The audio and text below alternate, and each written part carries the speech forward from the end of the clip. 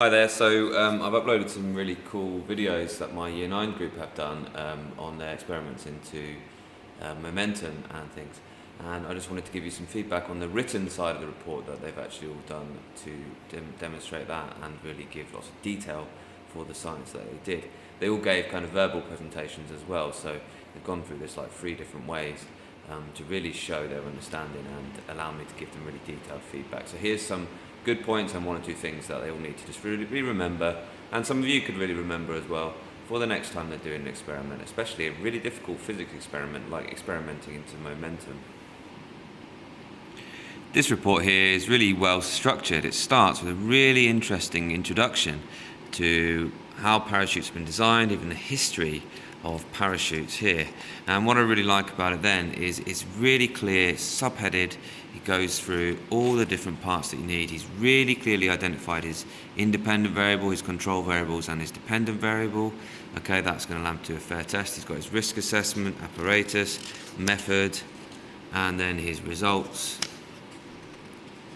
And lastly, a graph. This is a distance time graph here. It's got time and distance probably on the wrong axes, although it doesn't really matter.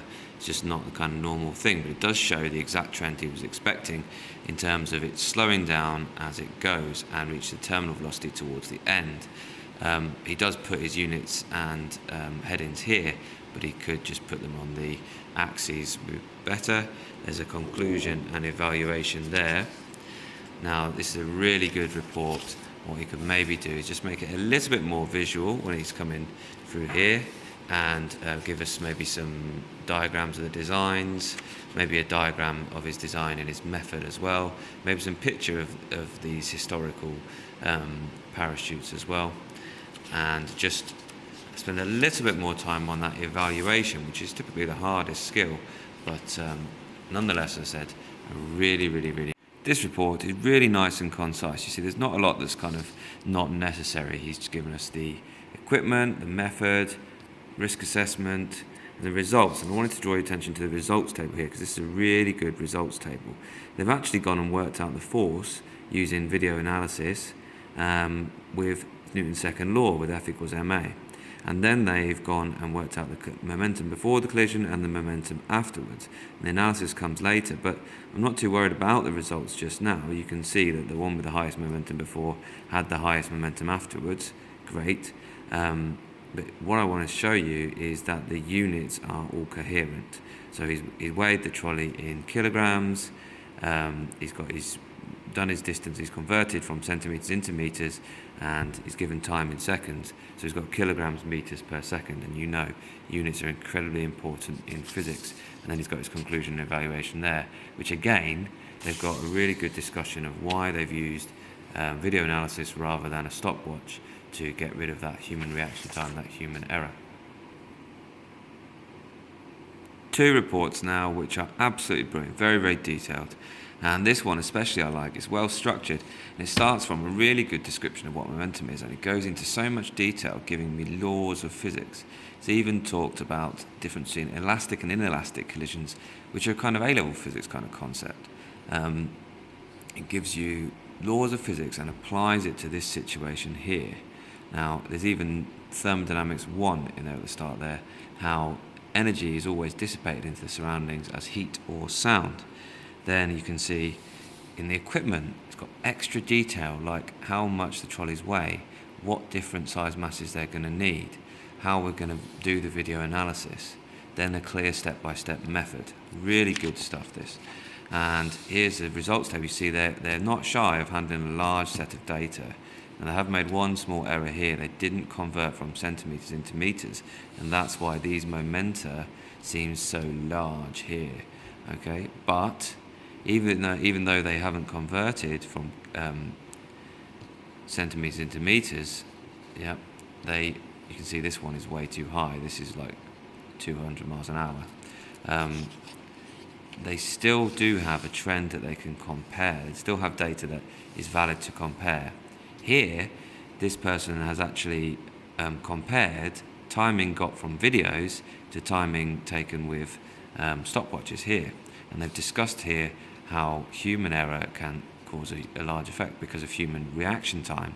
what I've just done to demonstrate to the student here is that, in fact, if you take this result here, which looked to me one of the largest differences, 200 grams time and the 200 grams time with the stopwatch from the video and with the stopwatch, and you work out the difference between them, and then the actual result, I've used the largest one, is actually a 41% error in these results, between these two results, which is actually a very, very large result.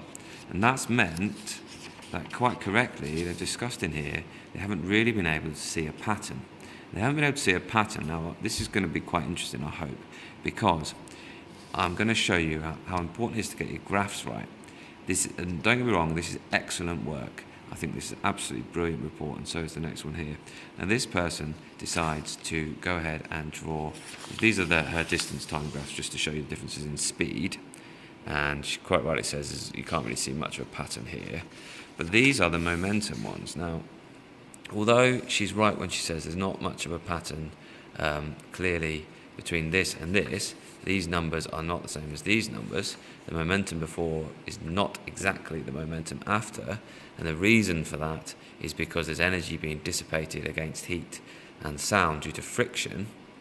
Okay, there's energy being dissipated as work done against friction in the trolleys before and after the collision. So they are going to slow down, they are going to lose momentum. But you can clearly see the pink one is the lowest one, and the brown one is the highest one before and after. So I think it does really show that momentum is conserved. Now, she's saying we can't really see a pattern here. But actually, if we did this is a continuous variable here, mass. So this doesn't have to be a bar chart. If we did this as her partner did, I'm not going to show you the rest of her partner's results, the rest of her partner's report, because actually they're similar. I mean, she's written it herself, but they've got the same results. But her partner has done it as a line graph, a continuous graph. And now it's a bit easier to spot that there is a trend between mass and momentum. Okay, this is the before graph, and this is the after graph, or the momentum apart and the momentum afterwards. And you can see that's that same trend as represented on the bar graph. But here, because she's done it as a line graph, I can spot the line of best fit. So I've talked about line of best fit down here. I can spot the line of best fit, which I've just added for her as a green line. And now you can see that there is quite a trend in both those sets of results when you vary in the mass and getting the momentum. It's not perfect, it's not very reliable, and she talks about that in her evaluation, about the reliability and the accuracy of her data, and how she might use a bit more of the video results, maybe even analysing multiple video clips rather than just analysing one. But if you analyse it in the right way and you show using the right graph, you can still see a trend, even if it's not a very accurate one.